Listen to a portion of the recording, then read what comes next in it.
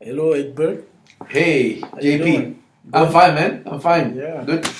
Let's have a conversation here. How's everything? Uh, Things are good. Looking forward to the end of Model E Mm-hmm. by Friday, and Mm-hmm. of course, looking forward to our graduation. Yeah. Gonna be a very special moment, and well, I'm happy that I think we've basically been able to complete our year. I think in a positive note. I've been like ups and downs in general, Yes. but I think having a very positive, experience. What do you What do you want to talk about? What do you want to improve on? Okay, I want to talk about something that it's the main reason why I'm here, which is a reinvention process from the Revision. professional point of view. Okay. I want to be a different professional. Mm-hmm. I want to be. I will have to start. I have to start a new journey. I am. I am already, as you know, an attorney at law with many years of experience Yeah. in a very specific field. I think I'm doing something that many people might consider crazy, which is becoming now, of course, an MBA and hopefully a great C-level manager, executive, and a consultant at Yeah. the same time, um, especially in the areas of operations, and I like also human resources, dealing with people. Actually, I would say that that might be, if I have to choose one, Yeah. maybe dealing with people, being able to manage individuals, different personalities, Yes. is the thing, the strength, the skill that I want to master, and Yes. that I don't know if I have. And well, I want to be a successful one because I put a lot of pressure on myself. For me, Mm-hmm. it's the only option is being the best. Mm-hmm. But I have some fears Mm-hmm. because doing this at the midpoint of your career, again, it can be like a crazy and drastic change, like Mm-hmm. having to start from zero when you were already, at a level, at a very good level in a different field. Mm-hmm. So just so many things come to mind. Am I going to be able to do it? How Mm-hmm. long will it take me? How successful will it be? Will I fail? Those are the things that I have in my mind. Okay, that's good that you are thinking about reinventing yourself in a Hmm. career-wise Yes. path. So what I'll ask you, for example, like think back Mm-hmm. on your career, Mm-hmm. like what has helped you be where you are today? What Okay. has worked? What has worked? I'm gonna be honest with you. When I began my career as a trust executive, which is my specific area of field, I'm a fiduciary, I'm a trust and state practitioner. Mm, Uh, I didn't know anything. Actually, I had to beg the owners of the firm to employ me because I was coming from human rights. mm, So they were like, okay, you're a human rights promoter, you've been traveling all over the world working human rights matter. Now you want to go into the corporate world, being a trust and state practitioner. And I was able to convince them by telling them, like, just give me the chance. Give me 3 months. mm, If you see I'm not good, then you can fire me. mm, So what kept me going and what allowed me to get where I got after being a human rights promoter and becoming vice president of one of the biggest companies in my country and actually worldwide because it's very good, very very strong in that field. yeah. What I had to do is like keep a competitive fire inside me. I'm very competitive, extremely competitive. I always want to be the best. But the way I use this, let's say, aspiration is not by thinking about the people I'm competing against. I'm just competing against myself. I'm pushing myself into a position in which I am not that comfortable to be in, but I put myself in that position until I feel comfortable. So, how did I become a very good trust and state practitioner? First, studying a lot, long hours, non-stop, trying to always be updated, be the most updated professional of my office. Second, I was always putting myself in a position in which I was also chosen as a speaker Mm, in conference everywhere in the world. I went to Thailand, I went to Singapore, I was in mm-hmm. Geneva, I was in Colombia. everywhere. I was always raising my hand. I want to go there. It's not because I was an expert, but because I knew that because I don't want to get myself embarrassed, Yeah. I was going to be forced to study and learn. Yeah. Every time I was going to a conference, every time I was writing an article for an international magazine, I was forced to do things that otherwise I would never do. So being competitive and always trying to be the best professional you can be is the best thing that can happen. If my clients were sending me an email, I was answering the email as soon as possible. And that created me a good reputation as a person who answers fast. So summarizing, I did many things to get outside of the comfort zone and to be able to be recognized as the best possible professional in my field. So you basically, your competitiveness has helped you shape who you are today. I would say. Come to this point. Yes. All right. So were there people helping you doing so? Because it's a world of people. So there must have been some people around you that helped you. I would have to say that my workmates, most of them had the same level of maybe they knew a little bit more than me at that stage when I was just coming out of the ombudsman office when I was working. I would say my boss at that time, he was very keen of helping others and teaching others. So I was always listening to him, learning from him, and he trusted me a lot. So when I arrived to the firm after 4 months, he sent me to Miami. He said, I want you to go to the Bankers Club, one of the top spaces where bankers from Miami area they meet. And so the firm organized a conference every year at the Bankers Club on a specific topic. So he sent me together with a senior lawyer to talk about the company and about the services that we offer. So he is in big part a reason why I was able to grow as well, because I think he could see that I was always open to the challenge. Yes. It doesn't matter how difficult. I was always saying, I do it. Some people are like, wow, this guy is crazy. I said, I don't care. I'll do it. And I remember I got sick. I developed gastritis because what I was doing was so stressful. Trying to do what I did without that much experience put so much pressure in me that together with my competitive spirit made me sick. So I developed gastritis. I didn't have that, but after putting so much pressure on me, I developed.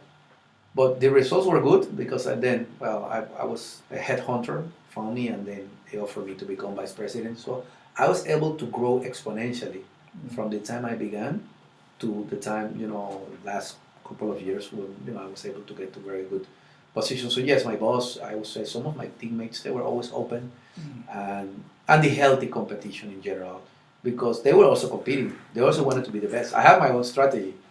My strategy was more than focusing on what they know.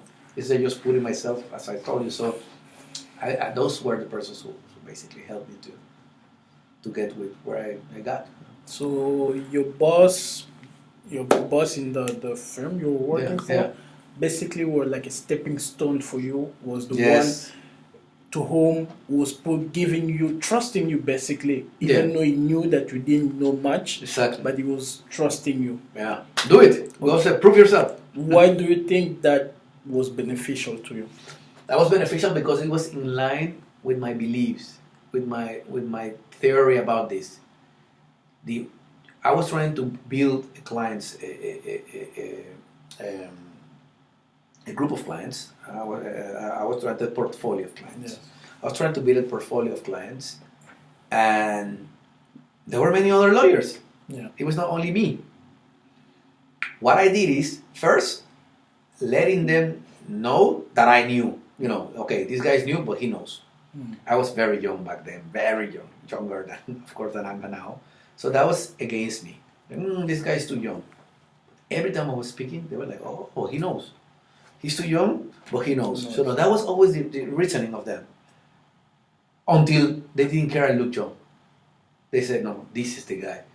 And I believe that this boss that I had, he was putting in my hands so much responsibility because he knew that I was going to find a way of delivering.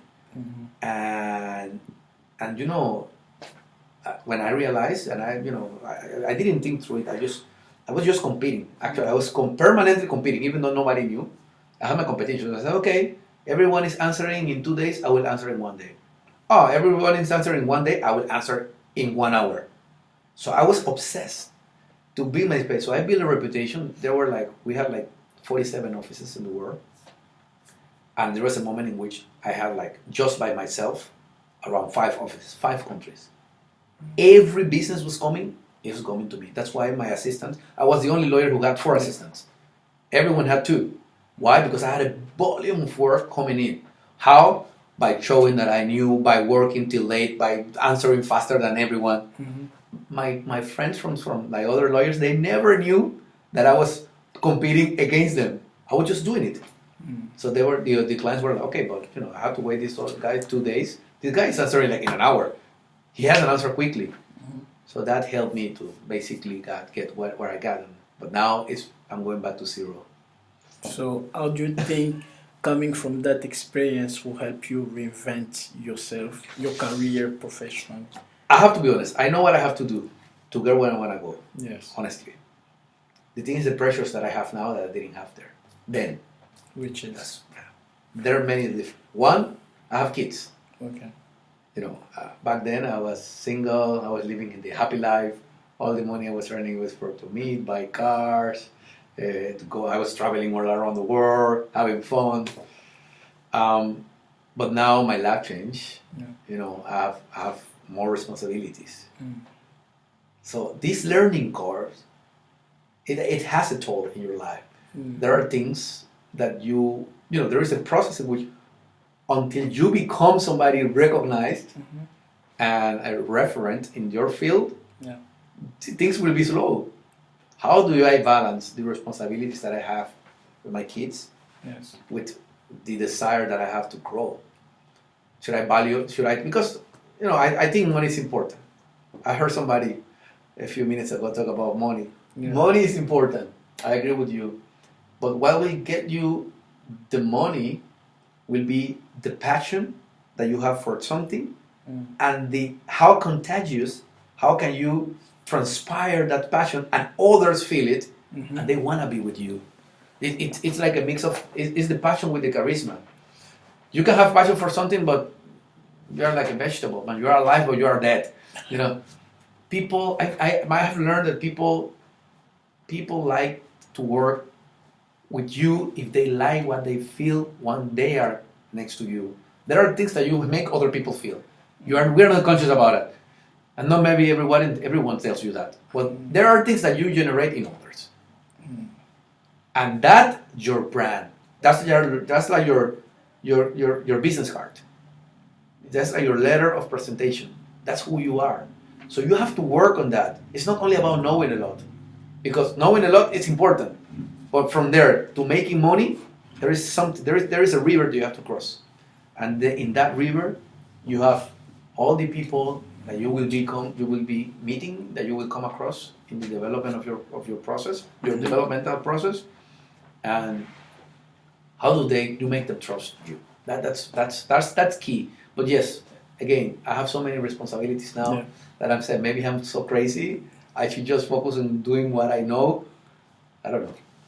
All right. So you basically say that you have those responsibilities now. Yes. So you don't have that free choices of career that you used to have. Yeah, exactly. Which you could do anything you wanted. Exactly. Yeah, but at the same time, just think about the responsibilities that you have now, and think about what you want. You told me that you know exactly how to get what you want. So, what are the obstacles? Yeah, I know what it takes, actually, because I went through that, and I know it's possible. I know what it takes to do something that everyone assumes that you won't be able to do, because you're making transition. Human rights, corporate world. Oh my God, this guy is crazy. It's ideologically contradictory. That's so many people like. And then corporate world, lawyer, suddenly management consultant, human resources, operations, obstacles. Time. You know, you want to spend time with family, and this requires a lot of time. Reading.